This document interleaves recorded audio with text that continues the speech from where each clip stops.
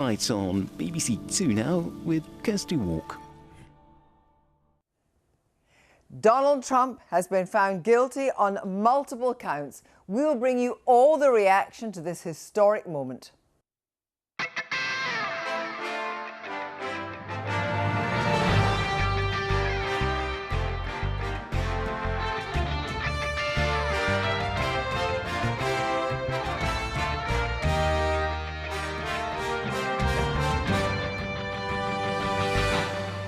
Good evening. This is one of the most extraordinary moments in modern American history. In the last half hour, the 45th President of the United States of America has been found guilty on all counts in a hush money trial. He is now a convicted felon. Here with me throughout the show, Lee Kane, Boris Johnson's Director of Communications, and Lewis Goodo from the Newsagents podcast, and obviously also our political editor, Nick Watt. We were obviously thinking we'd be talking about the election, but first let's go straight to Neda Tawfik, BBC's North America correspondent. She is outside the courtroom. Neda, can you tell me what it's been like in the last half hour? Yeah, well, Kirsty, you could probably hear the helicopters, the newscopters circling above me. On either side of me, the news media bringing this momentous news to the world, a historic decision by the jury after just 11 hours of deliberations. Donald Trump was sat in the courtroom and was sat straight, looking forward, staring forward, quietly, calmly, as the jury read out that he was guilty on all 34 counts. And Donald Trump embraced his son on the arm as he walked out of the courtroom, then dismissing this case to the press as a rigged trial, a disgrace, talking points he has used throughout all of this.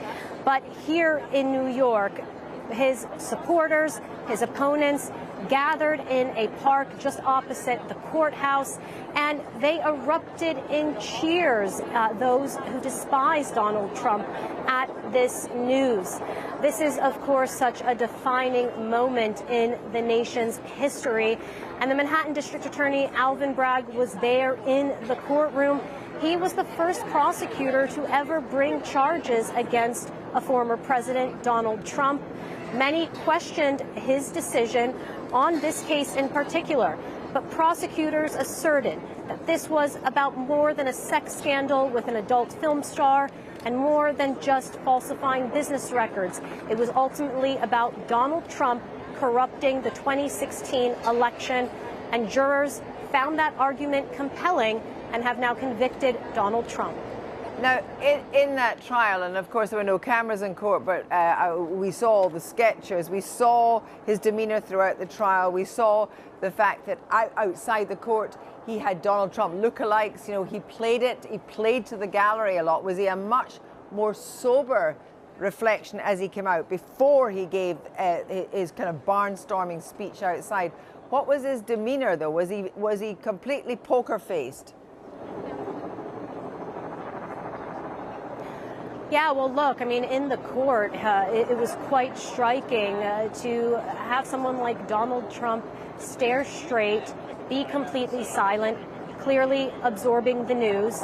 When he came out, Kirsty, he was as defiant as ever. But all of us have noticed just how much this has been weighing on Donald Trump. He has looked tired. He has sounded defeated, as, you know, just yesterday saying that not even Mother Teresa could defeat these charges. But Donald Trump, in his statement to the press reacting to this verdict, said that he will fight on. And we know for Donald Trump that he is going to twist this the way he has in the past when he has twice been impeached, the 4 other indictments he faced, as just political persecution. Already his campaign is out with emails fundraising off of this. Already his supporters in Congress are coming out with statements. His legal team certainly obviously wanting to consider very seriously an appeal here. So in many ways, that appeal will be a lengthy process. It won't be concluded before the November election. But Donald Trump, no doubt, will continue to campaign on this verdict all the way until November. Well, we'll be speaking to you again in a moment, and just to say that the sentencing will be on the 11th of July, which is 2 days before the Republican convention. But let's hear from Donald Trump himself. This was a disgrace. This was a rigged trial by a conflicted judge who was corrupt. It's a rigged trial, a disgrace. They wouldn't give us a venue change. We were at 5% or 6% in this district, in this area. This was a rigged, disgraceful trial. The real verdict is going to be November 5th by the people. And they know what happened here, and everybody knows what happened here. You have a Soros-backed DA, and the whole thing. We didn't do a thing wrong. I'm a very innocent man, and it's okay. I'm fighting for our country. I'm fighting for our Constitution. Our whole country is being rigged right now. This was done by the Biden administration in order to wound or hurt an opponent, a political opponent. And I think it's just a disgrace. And we'll keep fighting. We'll fight till the end, and we'll win, because our country's gone to hell. We don't have the same country anymore. We have a divided mess. We're a nation in decline, serious decline. Millions and millions of people pouring into our country right now, from prisons and from mental institutions, terrorists, and they're taking over our country. We have a country that's in big trouble. But this was a rigged decision right from day one, with a conflicted judge who should have never been allowed to try this case, never. And we will fight for our Constitution. This is long from over. Thank you very much. And Neda, just coming back to you then, his base, he'll be rallying his base between now and the Republican convention in Milwaukee in Wisconsin. Absolutely. I mean, Donald Trump is somebody who has faced situations that would have been devastating and would have taken down other politicians. And yet he somehow seems to turn it in his favor. At the courthouse day after day, he came with polling numbers asserting that this trial had done nothing to hurt him. But now more than ever, he will need to convince voters not to abandon him. His base certainly won't, but what about all of the independent voters?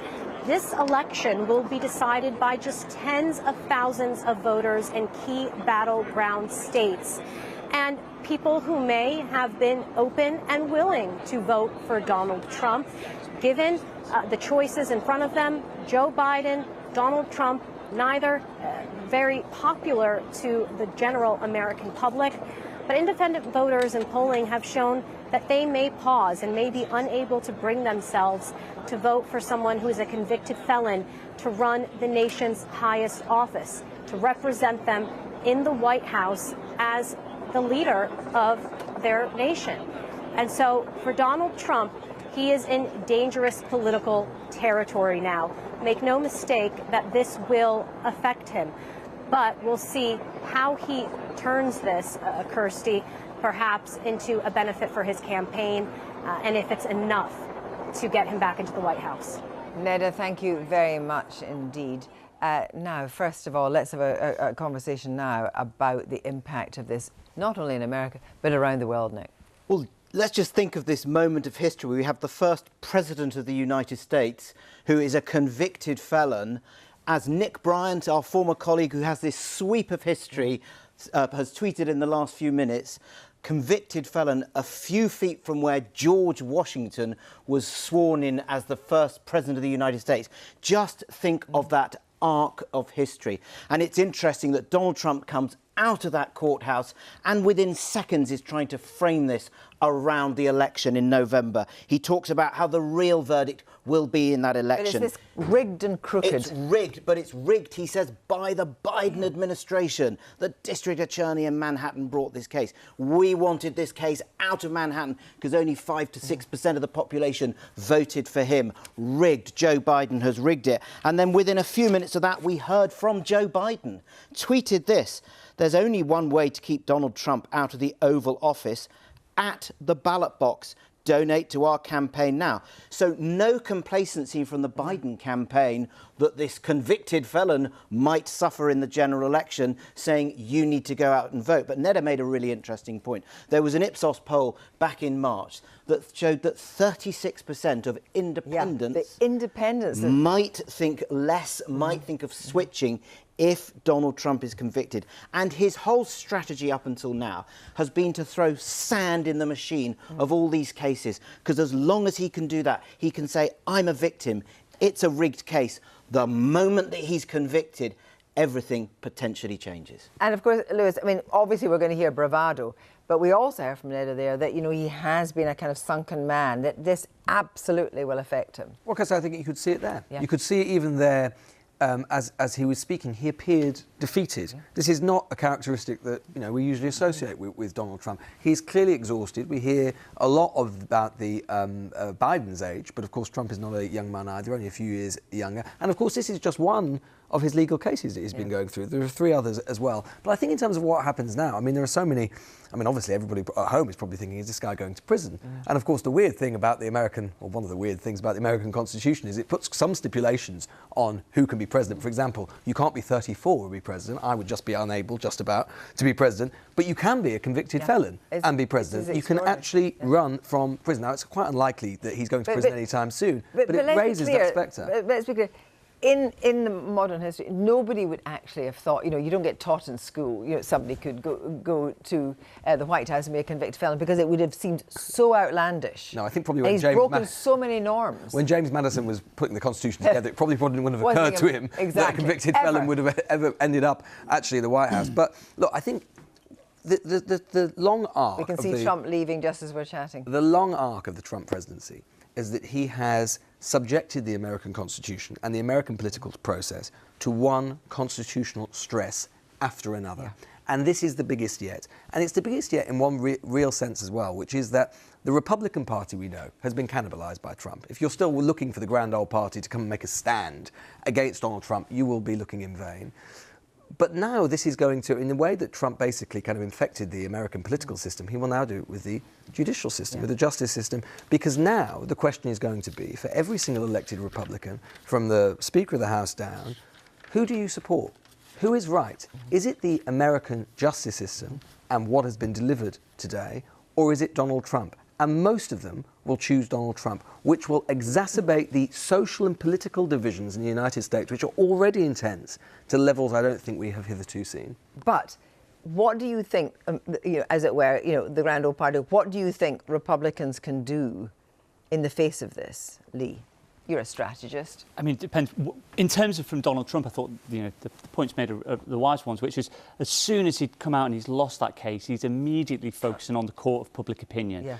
Can he still win that? That is the huge question for Donald Trump. The way he was framing those arguments straight away, though, which is this is about a failed system. I'm the person on your side, and they're basically coming for me because I'm on your side and I'm trying to stand up to them. That's the framing he wants, and that will probably energise a huge part of his base. I think, as Nick said, the question is, where do those swing voters go? This is an election on a knife edge. Where do they move with this? Can he still reach to them? Can he still energise them? Because he is a master at framing and a master at message. Yeah, but this whole idea, the independents are more conservative than small c when it comes to, you know, making a massive decision like this to put essentially a criminal into the White House. It's interesting, of course, because there was a relationship, quite a strong relationship between Boris Johnson and Donald Trump. What was that based on? I think it was fundamentally a very pragmatic relationship.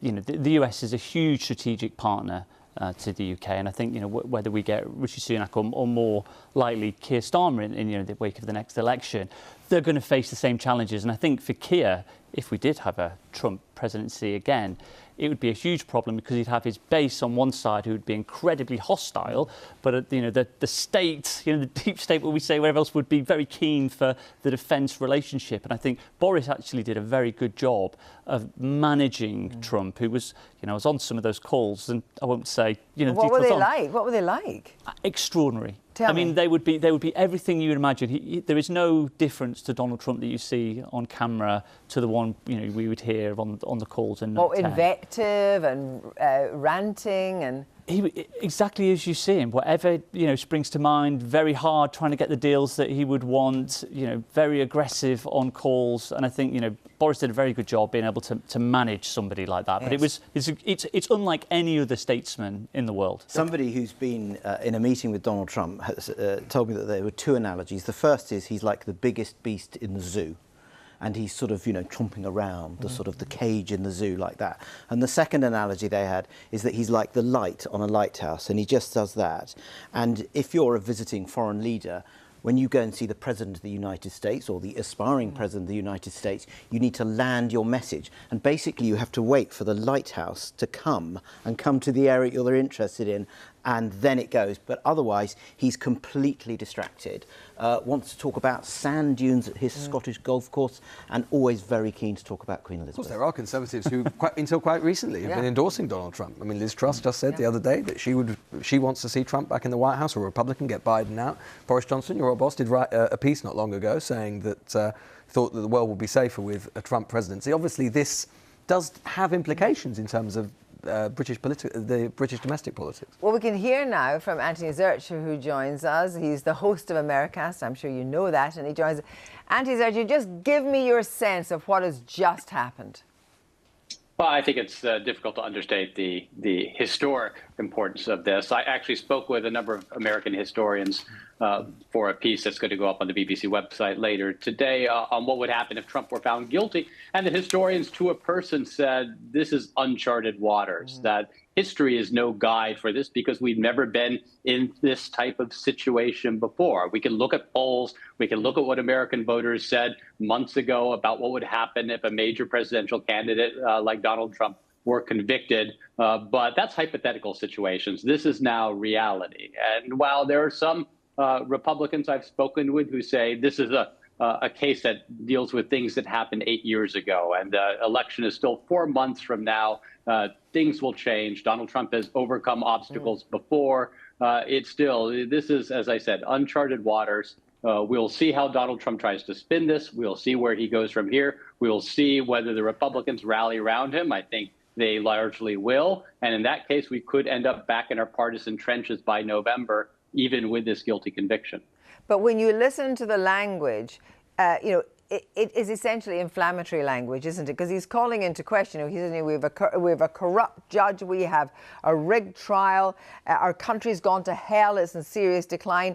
Then he goes on to talk about all the people that get into the country by foul means rather than fair. In a sense, that language is kind of ripping up any semblance of cohesion.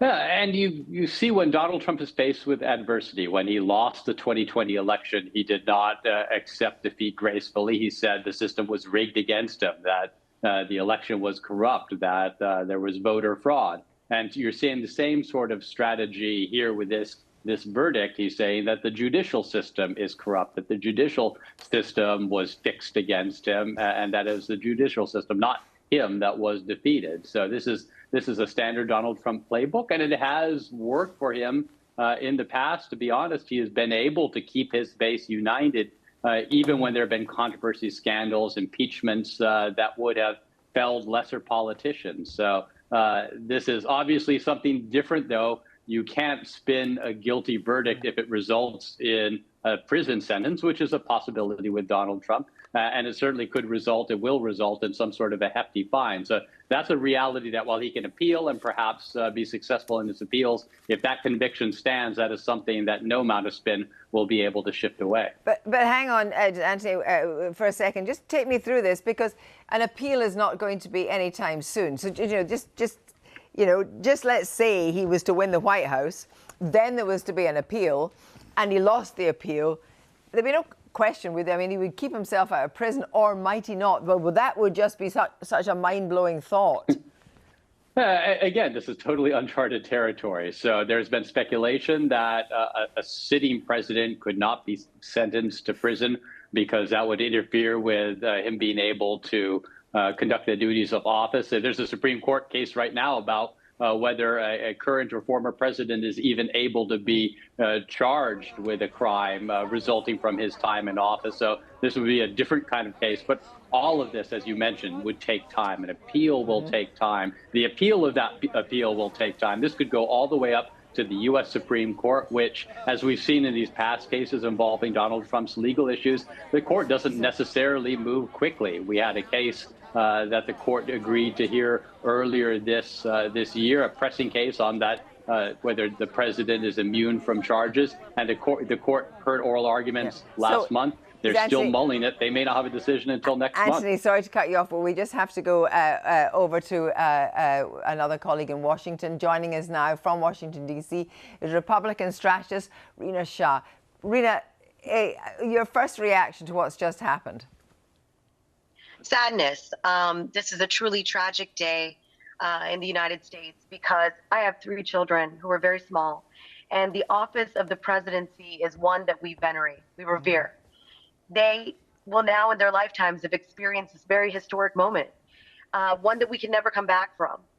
Regardless of how you feel about Trump or whatever's gone on, this is where we are. And for me, it's a sad moment that this is a former office holder and now a convicted felon. And convicted felons can't even vote in these United States. So truly an unusual moment, but tragic, sad, somber. But somber because of the impact that it has on America, or somber because you don't believe he should have been convicted? Well, I've been part of the political profession for a long time now. And I will say, politics is necessary for a democracy to function. And I really believe that this is where we are. This is what we have. The political moment right now demands that we all behave. We all take this decision and we say, it's what it is, but we also find a way to move forward as a country. And so the legal system has worked. A jury of his peers found him guilty. But what does that mean politically speaking? It means that you're going to get less good people running for office when they see these kinds of things. So again, this isn't about sort of my personal feeling as much as I just find it, I'm taken aback by it. I'm struck by it. I'm in awe of the fact that somebody who held the office of the United States president, somebody that we should all be looking up to, is this kind of person. And tell me, do you think that this leads to almost like a potential fragility in American democracy? Yes, it does. Without a doubt, that is part of what comes when you have a former office holder found guilty of crimes. A jury of his peers said he is guilty of 34 counts of crimes. I do not challenge that. He will challenge that. He has every right to appeal. He will probably sit and appeal until he dies. He may not even serve jail time. Let's not forget, chief strategist of his, Steve Bannon, was found guilty some 3.5 years ago and has yet to serve jail time. So it's a bizarre moment. You could literally have the president of the free world, as it were, spending more time dealing with lawyers for his appeal or his appeal of his appeal of his appeal, actually, than dealing with what's happening in China, what's happening in Ukraine. I mean, it is an extraordinary thing that that person could be, as it were, he's the commander-in-chief. The commander-in-chief could be dealing with that rather than dealing with affairs of the world and the parlous state it's in. Right. That is one of the most shocking parts about this, because there's nothing that bars him from holding office if he wins in November. Look, the material outcome of this election, will it be impacted by today's verdict? None of us know. But we do know that he has that right to appeal, and he could exhaust those options while sitting in the White House. Not all of this goes away the minute he sits in the White House. It could, but nothing right now tells me that it will. Is there any circumstance, I mean, and this is fairy tale land, is there any circumstance, do you think, that would encourage him to withdraw from the presidential battle? I wouldn't quite say it's fairy tale land. There could be a conclave of Republican leaders who decide to start to band together and jump off the Trump train. We have not seen it happen in 8 years, but there is much polling showing that Donald Trump loses to Joe Biden in the case of a convicted felon status, which he now has. He was innocent until proven guilty in a court of law, up until today. Now he is a convicted felon. Sentencing awaits him. Yeah. But it is up to Republican leaders to stand up and band together. They cannot do it solo. Here or there, 1 or 2 or 3 cannot defect and have, an impact. But it would require the great many, a critical mass, to come together and say, we want to nominate somebody else, or we want to put pressure on this nominee, who he's still the presumptive nominee, by the way, to drop out. But again, it could happen, but nothing right now tells us it could, because the Republican Party has rewritten its own rules for party conventions in the past 8 years to make itself more favorable for Trump. And the Republican National Committee is stacked with Trump loyalists. Thank you so much for joining us. Yeah, thank you, Rena. Lewis. I think the problem is, it's a nice idea about the conclave. The problem goes back to what I said before, which is that, of course, it may well be that, for example, all of those vying for the vice presidential nomination and all of those who have potential future ambitions, they all may conclude this election's lost because of what's happened today. But they won't be concluding that their future presidential runs are lost. And that will rely on courting the MAGA base that is completely dominant. And so even if they wanted to, they can't turn around, or they won't turn around and say, yes, Trump is guilty, we must move on. They will play the politics for as long as they can, thinking about 2028, 2032, whatever it happens to be, their own future presidential runs, senators, congressmen, governors, or whoever might end up as Trump's vice president. What was interesting was how shaken Rena looked. And it ties into what Lewis was saying very early on in this, when you were saying, look at Donald Trump. He looks sort of crushed by this. And it's interesting, in the White House, they're having a big wobble, we believe, about Joe Biden's prospects, but he doesn't seem to be pulling through.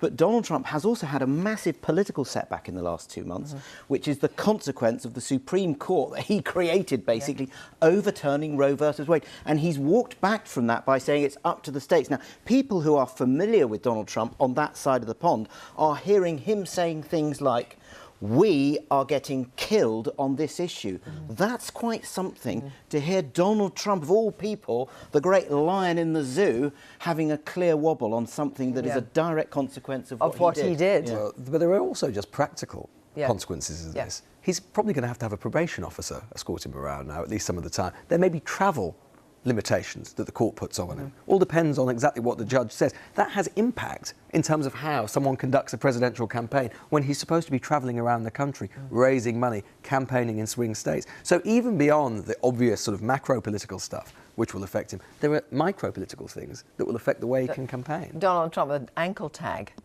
Who knows? But all of this, he can try and play this into him. It's all on the framing of the next few weeks are going to be so crucial. Can he come out and can he tell a sort of moral story to the country of, I'm on your side, I'm being persecuted on your behalf, and can he convince the sort of swing voters from before? That whole idea of undermining the legal system so fundamentally is terrifing. Yeah, but he's been doing it forever, hasn't he? Yeah, no, but but the impact is this, But in a way, I think you're right. In a sense as well, it's not just about in the political battle, which is now about narrative, which will take place in the United States. It's also incumbent upon Trump's opponents, the Democrats, and Biden to start telling a tale about this trial as well. Because if you've got Trump putting it out there, this is completely crooked, this is completely rigged, Biden has left it alone up till now because he doesn't want to be seen as if it is part of the political trial. But now there's a duty, doesn't it? Well, there has to be, and it's quite a simple line. We've already heard it from Biden, that justice has prevailed, no one is above the law. But that is what the battle is now about. It's about a narrative and political battle about the nature of the justice system itself, because there are things that Trump can talk about, right? But the question is, Democrat judge and so on. The question is, can he frame this in some kind of,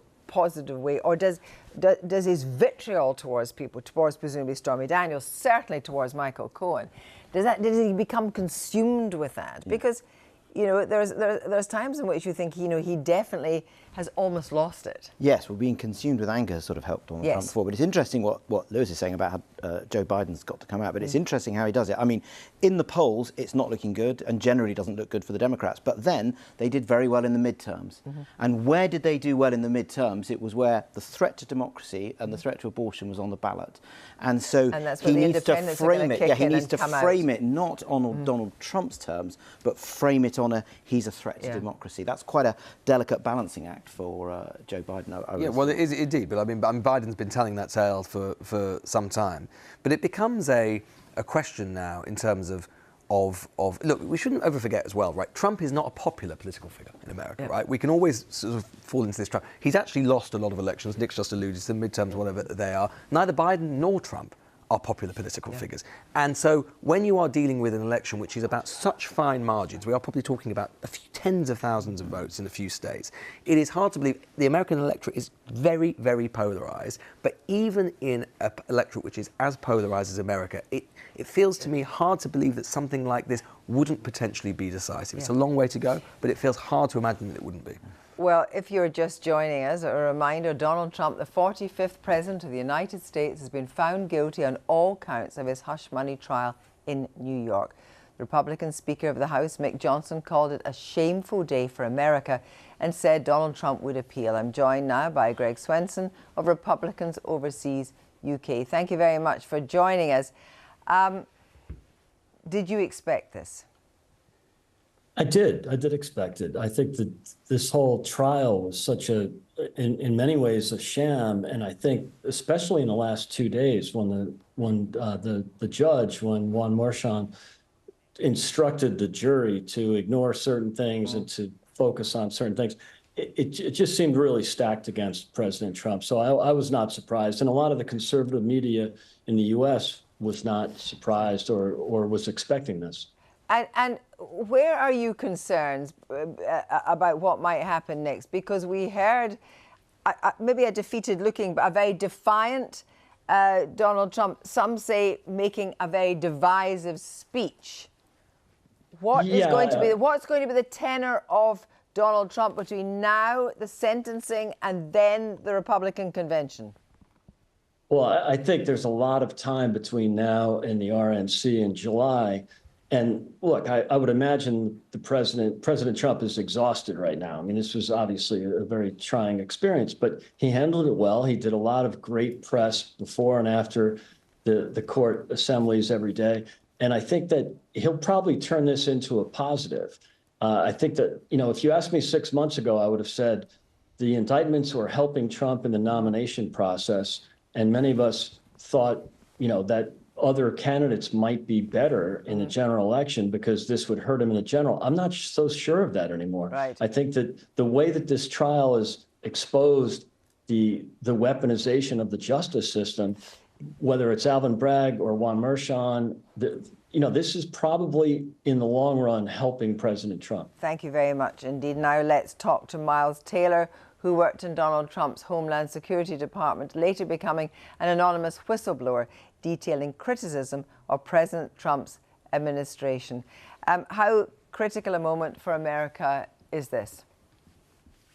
Look, this is an absolutely historic moment. And as the last guest pointed out, there was only a few weeks for the Republican Party to decide whether, as a party, it's going to nominate a convicted felon to run for the presidency. So keep in mind, Donald Trump is not officially yet the Republican Party's nominee for president, but this sets up a very historic moment where in the next few weeks, the party needs to decide whether its nominee for the first time in American history will be someone who's been duly convicted in a court of law of 34 counts of criminal conduct. Well, that's a very short space of time. And as Lewis Gooder, one of our guests here tonight, was saying, the idea of getting other Republicans together in some kind of conclave is really pie in the sky, of uniting Republicans, as it were, against Donald Trump.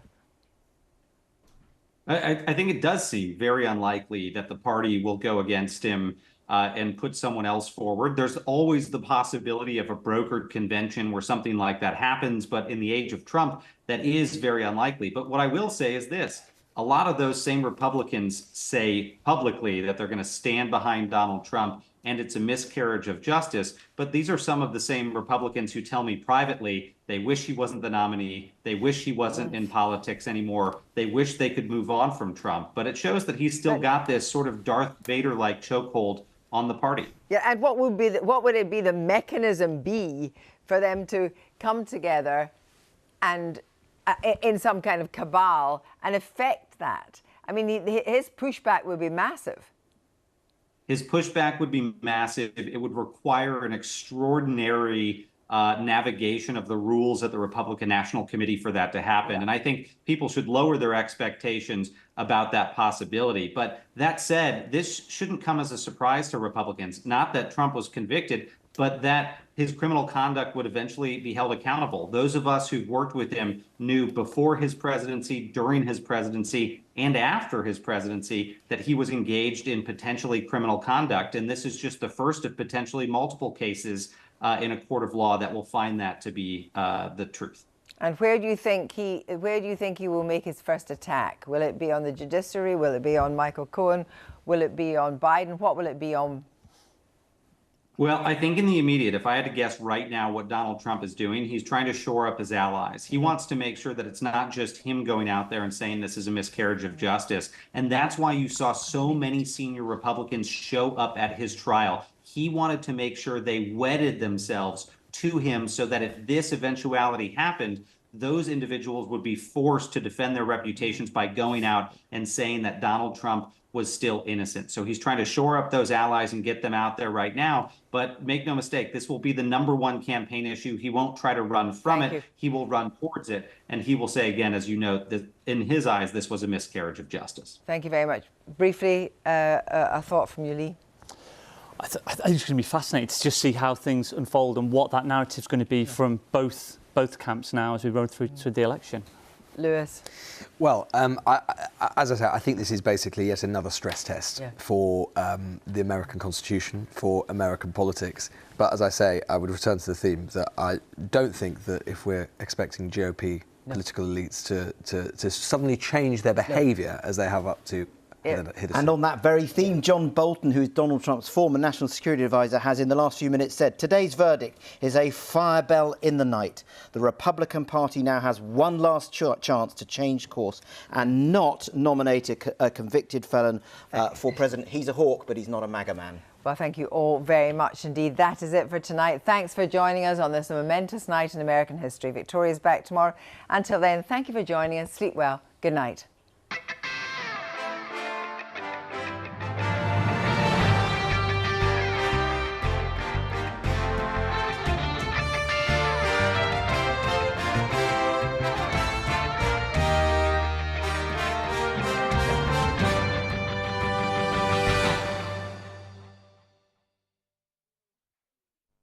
Hello there. We saw fewer showers around today, and it is a drying theme over the next few days.